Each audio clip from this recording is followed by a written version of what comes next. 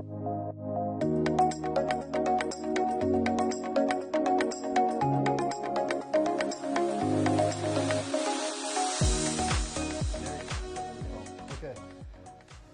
afternoon, PPA members. Today is the second installment of the PPA podcast. I'm Tyson Worrell. I'm the current president of the Denver Police Protective Association, and with me here today is Brian O'Neill, Vice President of the Denver Police Protective Association. Thanks for joining in and tuning in. Today's topic, Brian, in the internal affairs process. Like we said on the first podcast, two of the main things that the PPA does for you is collective bargaining and guiding you through the internal affairs process. Our members reach out to us all the time. We are constantly going to internal affairs. We're constantly providing advice. One of the most important things that we get is, how is a complaint filed against an officer? There's several ways a complaint can come in. A citizen can call internal affairs, they can call the monitor's office, or a complaint can be generated internally through the review of a use of force packet or some other alleged misconduct. So if you're an officer and you receive a notification of investigation, what should you expect? The sergeant that's assigned to the case in internal affairs is going to send you that notice of investigation.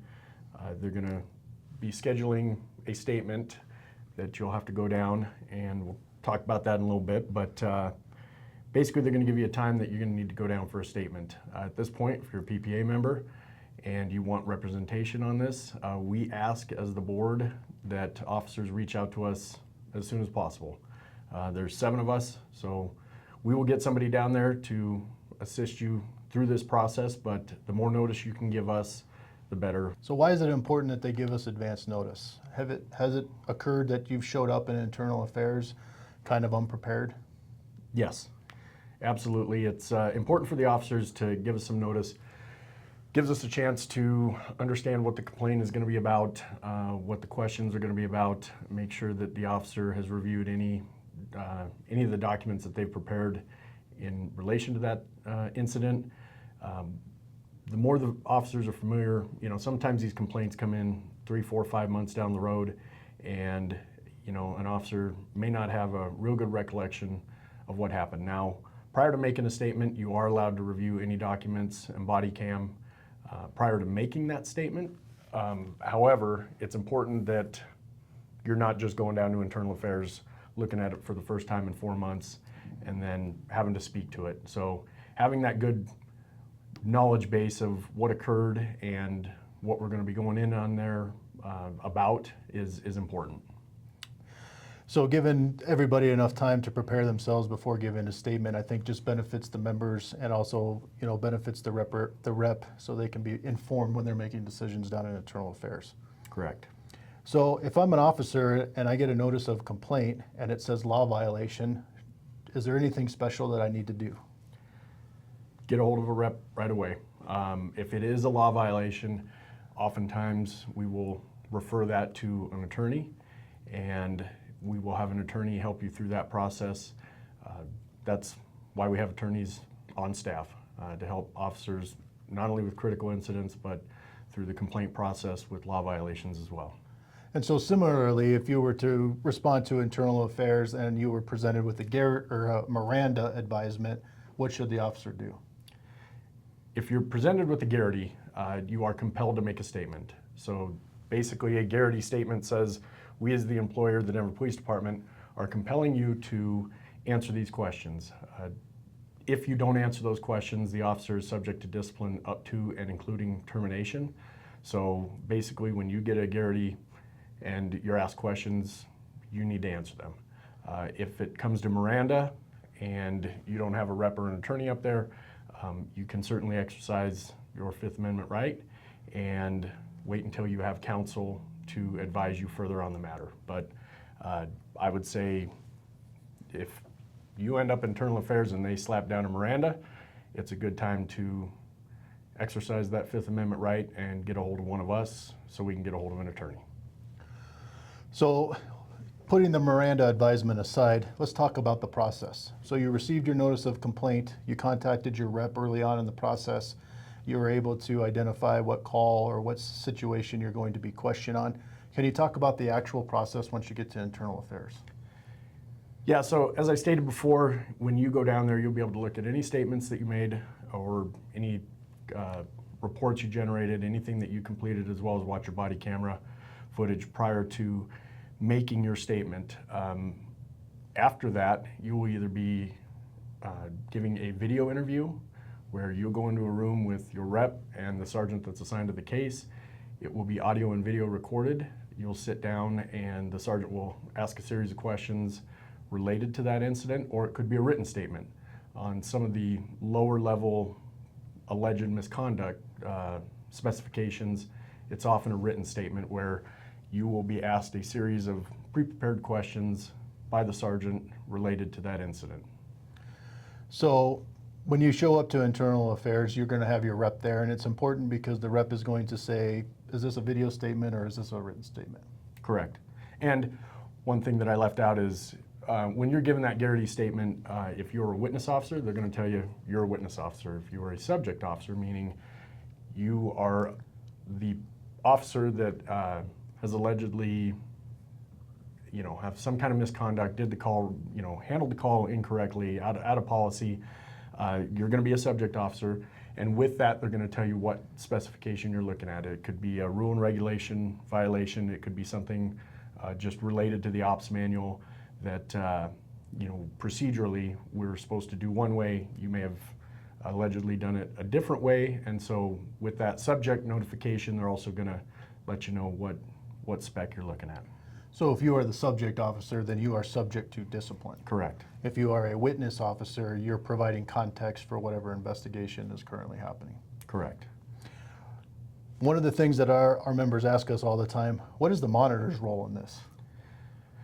So the monitor, in many cases, they will monitor the officer's video statement. They will be sitting in another room. They will have input on what questions they want the sergeant to ask, both prior to the actual interview taking place, during the interview, and then afterwards. If they review the case, and so once you give your statement, the sergeant will type it up, and it's important for everybody to know that internal affairs, they're fact finders. So they are going to ask you questions to determine the facts of what happened in an incident. After that is done, they will type everything up. They'll have the answers to your questions. They will send it off, the entire case off to the monitor's office, at which time they will review it and either give it the blessing or say, we would like these questions asked. Now, just because they want some questions asked does not necessarily mean you're going to get called back in for another statement and have to answer those questions, but they do get to provide that input. So you said something interesting, and I think it's also important, is that internal affairs is the fact finders. Correct. So they're not applying the actual rule and regulation violation. They're not making a determination as to your innocence or guilt to the allegation. They're conducting the investigation. Correct. And then the monitor's office, they're reviewing that investigation because that's what they're allowed to do through the municipal ordinance, to say, we think you should ask these questions, or there's a deficiency in this investigation here. That is correct. So at the conclusion of this, once you've given your statement, and let's say you are the subject officer, all the witnesses have been interviewed, the subject officer has been interviewed, what happens next? You give your interview, the monitor's office reviews it. Once they give their blessing, then the case is sent over to the conduct review office. There's 3 analysts over there and a commander. They will review the facts of the case based on all the statements provided and all the information that they have, and they will complete an analysis of the case. And they will complete a review and findings summary, and in that review and findings, there's going to be one of several determinations. It's either going to be exonerated, which means you're no misconduct whatsoever. It's going to be unfounded, which means there's no evidence that there was any wrongdoing whatsoever. There's not sustained, which means the allegation they could not prove the allegation to be true or false, so it's a not sustained finding, or it could be a sustained finding, which means you are sustained on the specs that you were provided that have been alleged against you. So once this review process is done at conduct review, how does the officer get notified of the findings?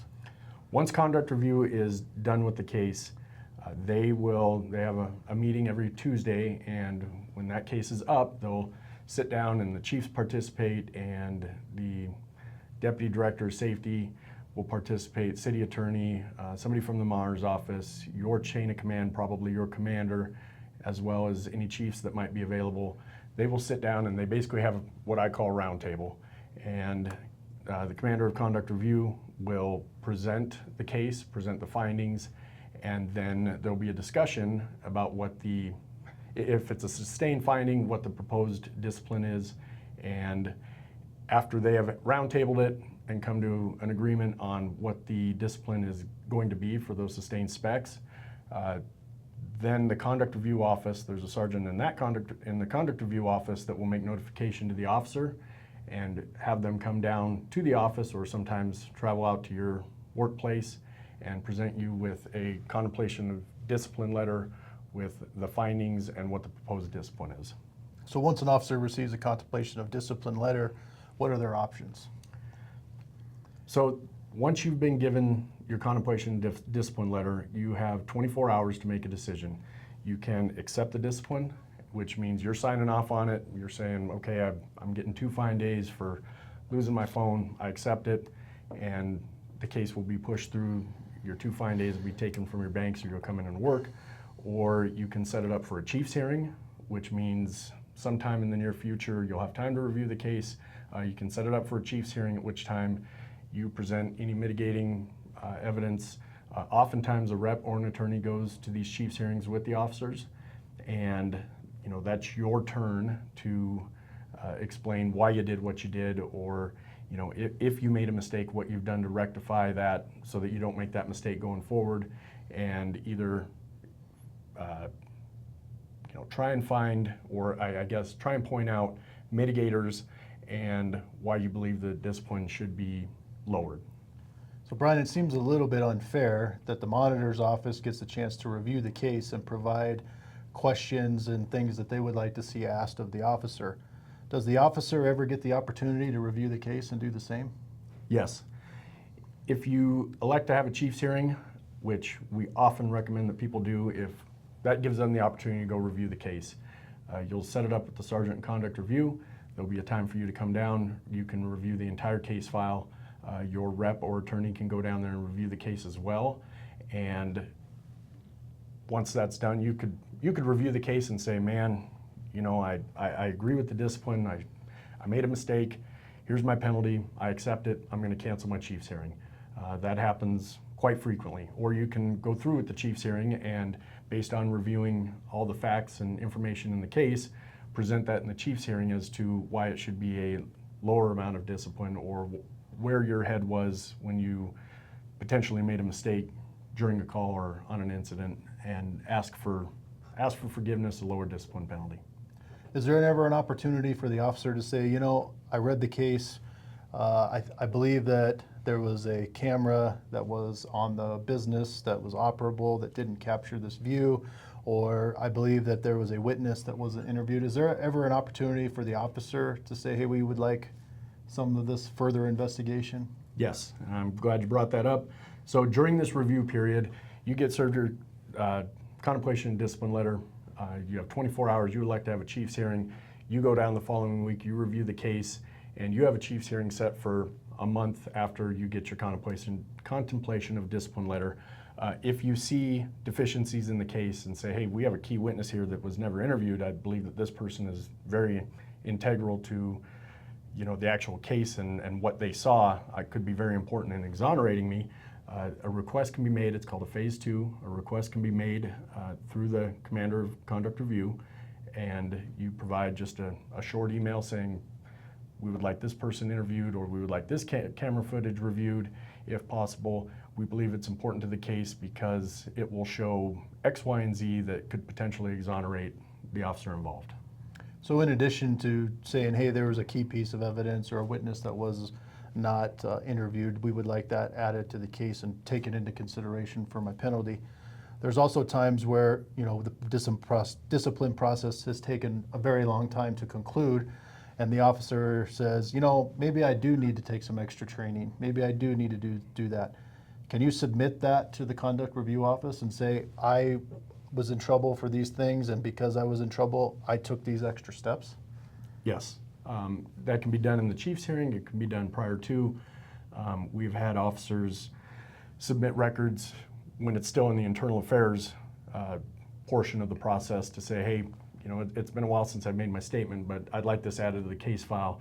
I've taken these 3 trainings related to search and seizure, and I think it's important to know that I want everybody to know that I'm trying to better myself as an officer. I'm trying to not make this mistake again. And yes, it shows an effort by the officer to improve their performance and reduce the amount of mistakes that they make. And these are all things that a PPA rep can help the officer navigate. Absolutely. So Brian, that kind of walks through a basic, simple complaint on this. There's one other thing through the complaint process. What if you receive a citizen complaint and it is reviewed and it is determined that you can go to mediation? How does that process work? Well, like I tell everybody, if you get offered mediation, take it. Mediation is a great thing. If you're offered mediation, you go sit down with the mediator.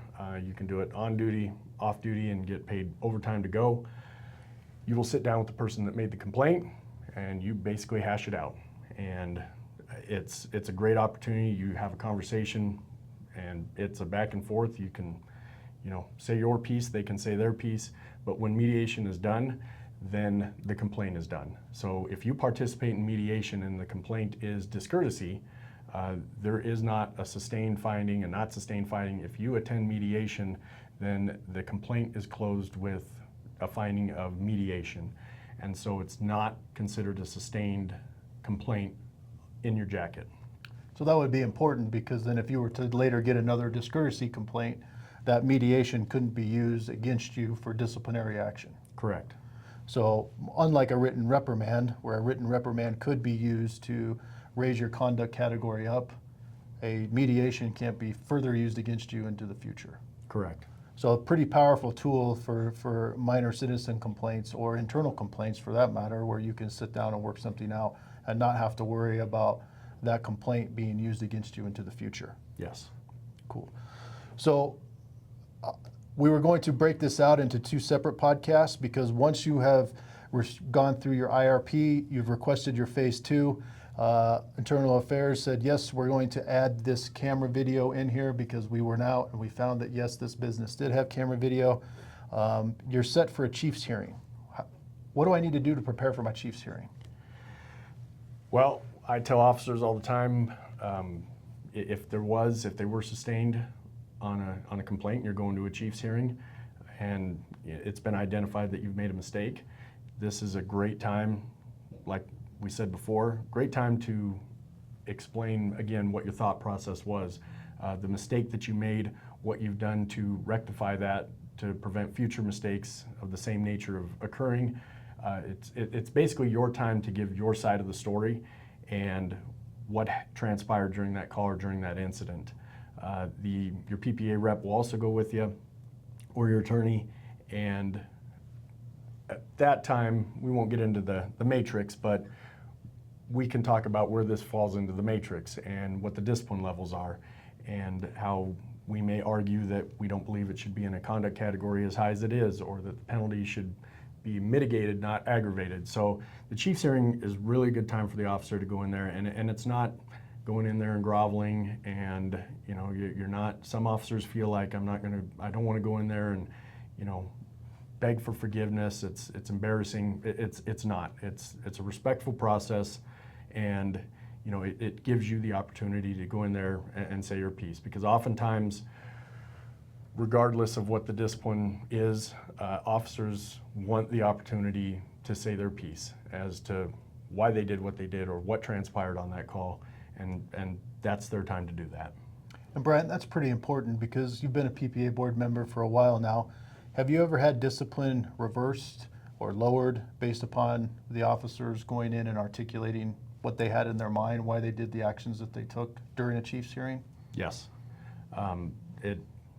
It doesn't happen all the time, but it certainly happens with a pretty good degree of frequency, where going in and explaining what was going through your head, and understanding that you made a mistake in what you've done to rectify it, and bringing in your past work history, your evaluations, commendations, that can, those arguments that discipline should be mitigated or should be at a different level is often successful.